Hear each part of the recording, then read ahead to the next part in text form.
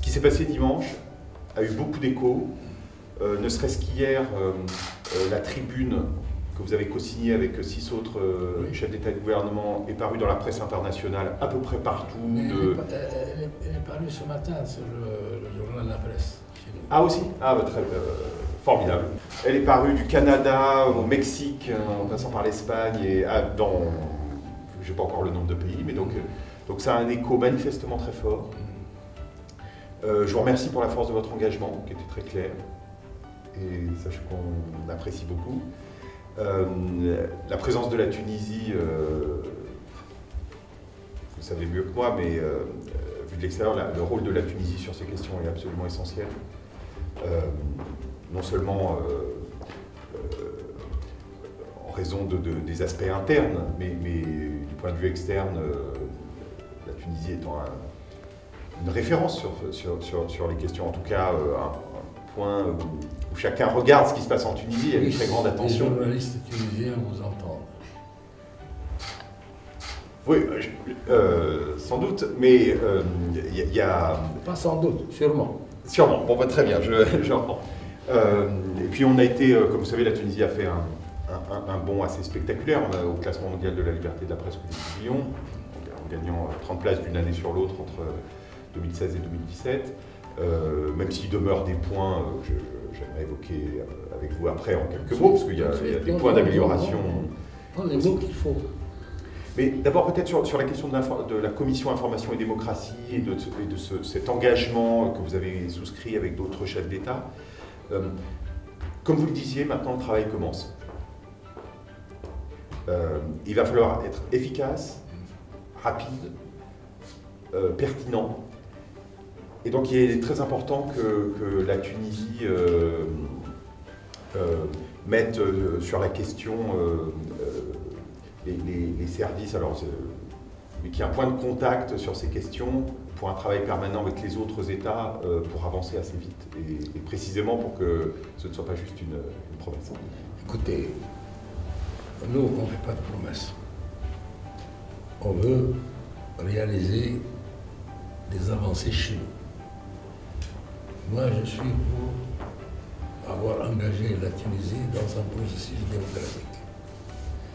Il est clair dans mon esprit qu'il n'y a pas de démocratie, d'abord sans état de droit, où tout le monde sont considérés de la même façon. Deuxièmement, il n'y a pas de démocratie sans presse libre. Et c'est ça le grand problème. Chez nous, la presse n'a pas toujours été libre.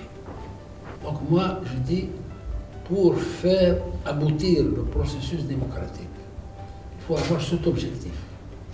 J'ai expliqué publiquement pourquoi la Tunisie est la mieux placée pour avoir une démarche démocratique, parce que d'abord, nous avons généralisé l'enseignement depuis 60 ans.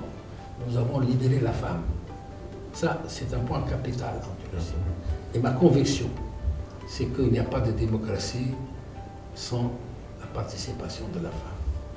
Et dans les pays comme le nôtre, peut-être nous sommes peut-être un peu mieux placés que d'autres, les pays en voie de développement, la femme est en retrait.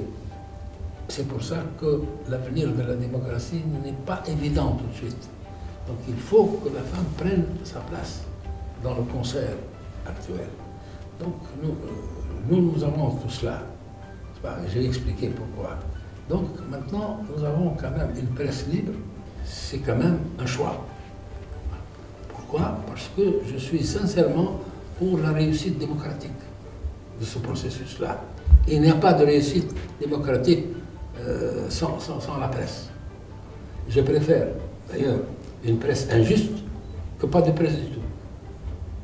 Donc, et je l'accepte.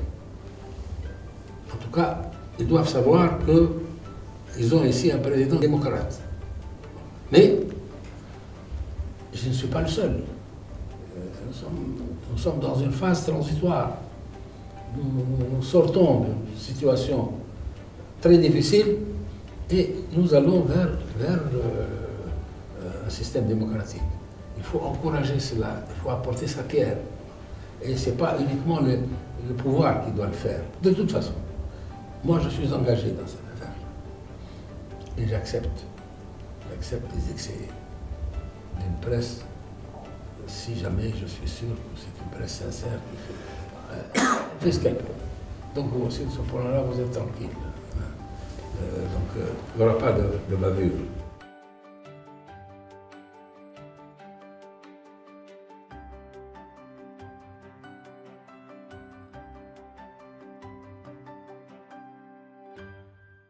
Le président de la République tunisienne nous a reçus quelques jours après qu'à Paris, avec d'autres chefs d'État, il a lancé une initiative sur l'information et la démocratie sur la base des propositions qui ont été faites par une commission instituée par Reporters sans frontières.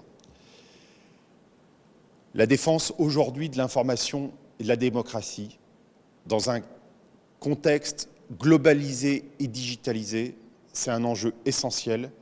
Et évidemment, nous considérons que la Tunisie, au regard de son histoire, au regard de sa place au classement mondial de la liberté de la presse, a un rôle essentiel à jouer. Et l'engagement du chef de l'État, de la Tunisie, nous permettra, dans les mois qui viennent, de travailler à faire en sorte que des garanties démocratiques concrètes puissent être établies sur l'information et sur la liberté d'opinion qui malheureusement sont aujourd'hui en danger.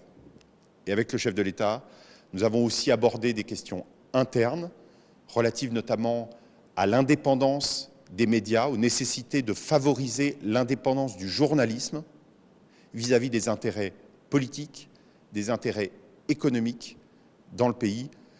La Tunisie a fait un énorme progrès en matière de liberté de la presse. De 2016 à 2017, de 2016 à 2017, elle a gagné 30 places au classement mondial de la liberté de la presse. Mais il y a toujours un potentiel de progression. La Tunisie est aujourd'hui 96e. C'est de ces sujets-là aussi que nous avons discuté avec le président de la République. Merci.